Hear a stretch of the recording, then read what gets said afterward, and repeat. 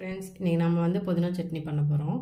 அதுக்கு தேவையான பொருட்கள்: பூண்டு, வெங்காயம், வரமிளகா, கருவேப்பிலை, தேங்காய் கொஞ்சம், கடலை கொஞ்சம், தக்காளி, புளி ஊற வச்சுருக்கோம்.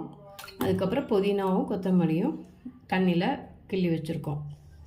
அப்போ தான் மண்ணெல்லாம் நம்ம க்ளீன் பண்ண முடியும். அடுத்து நம்ம எப்படி தாளிக்கிறதுன்னு பார்க்கலாம். எண்ணெய் சட்டி காஞ்சதும் எண்ணெய் ஊற்றிக்கோங்க. தக்காளி வணங்குறதுக்கு எவ்வளோ எண்ணெய் வேணுமோ அவ்வளோ எண்ணெய் ஊற்றணும்.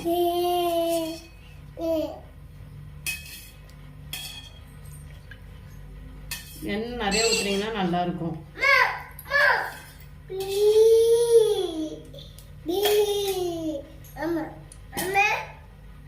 எண்ணெய் நல்லா காயிட்டும்.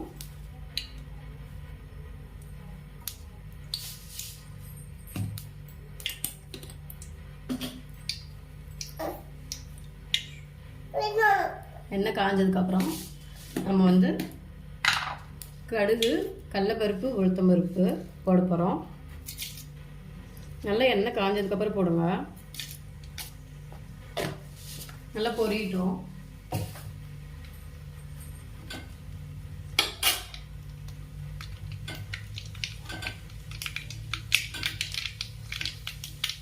நல்லா பொரிஞ்சதுக்கப்புறம் கருவேப்பிலை, வரமிளகா, பூண்டு, அதுக்கப்புறம் வெங்காயம்,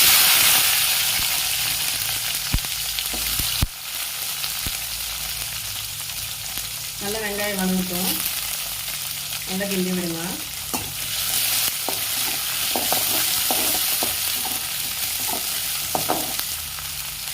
நல்லா வெங்காயம் வதங்குற வரைக்கும் நல்லா கிண்டி விடுங்க. இந்த மாதிரி பழுப்பு நிறம் ஒரு மாதிரியாக டிரான்ஸ்பரண்ட்டாக ஆகிற வரைக்கும் நல்லா கிண்டி விடுவாங்க.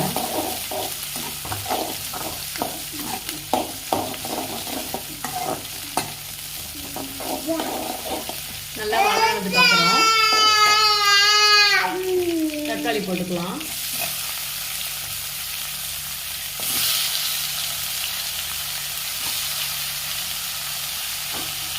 தக்காளி போட்டுட்டு நல்லா வதக்கி விடுங்க.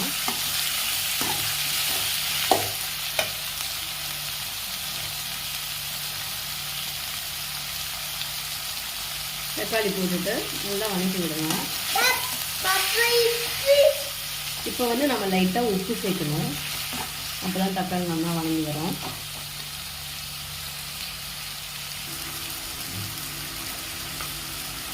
கல்லுப்பு கூட போட்டுக்கலாம். நான் இப்போ தூளுப்பு தான் போடுறேன். கல்லுப்பு போட்டது பெட்டரு. நல்லா வதக்கி விடுங்க. நல்லா வதங்கட்டும். எண்ணெய் பிரிஞ்சு வர வரைக்கும் நல்லா வதங்குங்க.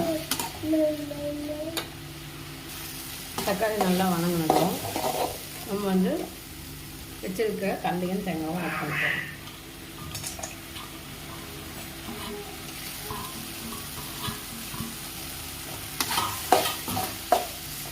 கம்மியாக போட்டால் போதும். கம்மியாக தேங்காவும் நிறையா போட்டிங்கன்னா வெள்ளையாயிடும் சட்னி.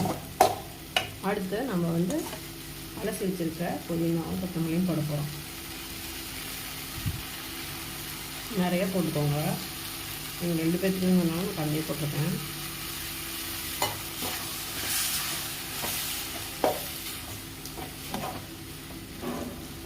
நல்லா வதக்கி விடுங்க. நல்லா எல்லாமே வதங்கிடுச்சு. இப்போ வந்து நம்ம புளி தண்ணி ஊற்றிக்கலாம். ஜாருக்கு மாற்றியாச்சு. ஆறுனதுக்கப்புறம் இப்போ அரைக்க போகிறோம். பேஸ்ட் பண்ணியாச்சு. இப்போ நம்ம வந்து இதை தாளிக்க போகிறோம். கட்டி காஞ்சதும்